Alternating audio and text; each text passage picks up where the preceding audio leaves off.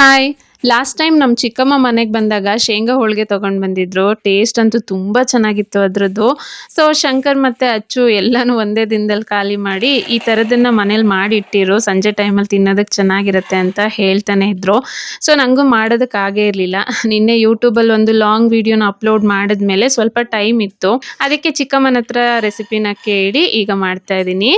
1 bowl ಶೇಂಗಾಗೆ 1 ಬೌಲ್ಗಿಂತ ಸ್ವಲ್ಪ ಕಡಿಮೆನಷ್ಟು ಬೆಲ್ಲ ಬೇಕಾಗತ್ತೆ. ಮೊದಲು ಶೇಂಗಾನ ಚೆನ್ನಾಗಿ ಹುರ್ಕೊಂಡು ಸಿಪ್ಪೆ ತೆಗೆದು ಬೆಲ್ಲ ಹಾಕಿ ಈ ರೀತಿ ರುಬ್ಕೊಂಡು ಸ್ವಲ್ಪ ನೀರು ಹಾಕಿ ಚೆನ್ನಾಗಿ ಮಿಕ್ಸ್ ಮಾಡಿ ಈ ರೀತಿ ಸಣ್ಣ ಸಣ್ಣ ಉಂಡೆಗಳನ್ನ ಮಾಡಿ ಎತ್ತಿಟ್ಕೋಬೇಕು.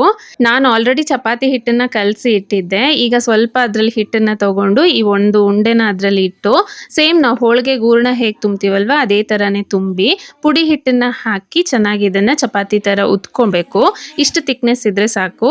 ಆಮೇಲೆ ಇದಕ್ಕೆ ಎಣ್ಣೆ ಹಾಕ್ತೇನೆ ಎರಡೂ ಸೈಡಲ್ಲೂ ಬೇಯಿಸ್ಕೊಂಡ್ರೆ ಈ ಶೇಂಗಾ ಹೋಳಿಗೆ ರೆಡಿ ಆಗಿಬಿಡುತ್ತೆ.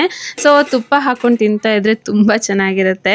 ಈ ರೀತಿ ಶೇಂಗಾ ಹೋಳಿಗೆನ ಮಾಡಿ ನಾವು ತೆಗೆದಿಟ್ಕೊಂಡ್ರೆ ಆಲ್ಮೋಸ್ಟ್ 1 ಅಥವಾ 2 ತಿಂಗಳವರೆಗೂ ಇಟ್ಕೊಂಡು ತಿನ್ಬೋದು. ಸೊ ಇದನ್ನ ಮಾಡಿ ಎತ್ತಿಟ್ಟು ಲಾಸ್ಟ್ ಟೈಮ್ ನಾನು ಯೂಟ್ಯೂಬಲ್ಲಿ 10K ಸಬ್ಸ್ಕ್ರೈಬರ್ಸ್ ಆದ ಖುಷಿಗೆ ಅಂತ ಹೇಳಿ ಒಂದು ಗಿವ್ ಅವೇ ಅನೌನ್ಸ್ ಮಾಡಿದ್ದೆ ಅಲ್ವಾ. ಸೊ ಅದರ ವಿನ್ನರ್ಗೆ ಪ್ರೈಸನ್ನು ಪ್ಯಾಕ್ ಮಾಡ್ತಾ ಇದ್ದೀನಿ. ವಿನ್ನರ್ ಡೀಟೇಲ್ಸ್ ಇಲ್ಲಿ ಕೊಟ್ಟಿದ್ದೀನಿ ನೋಡಿ. ಕಂಗ್ರ್ಯಾಚುಲೇಷನ್ಸ್ ವಿನತಾ ಅವರೇ.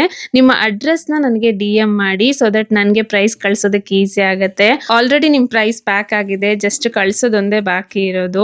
ಯಾರೆಲ್ಲ ಗಿವ್ ಅವೇನಲ್ಲಿ ಪಾರ್ಟಿಸಿಪೇಟ್ ಮಾಡಿದ್ರೋ ಎಲ್ರಿಗೂ ಕೂಡ ತುಂಬಾ ಥ್ಯಾಂಕ್ಸ್. ಸಿಗ್ತೀನಿ ನೆಕ್ಸ್ಟ್ ಮಿನಿ ವ್ಲಾಗಲ್ಲಿ. ಬಾಯ್.